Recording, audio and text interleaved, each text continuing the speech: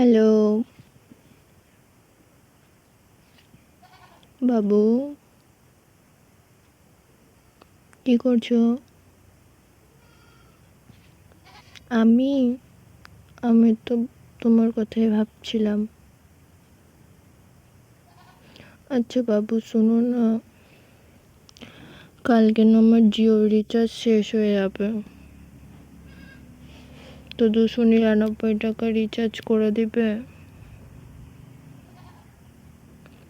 হ্যাঁ, এই নাম্বারে।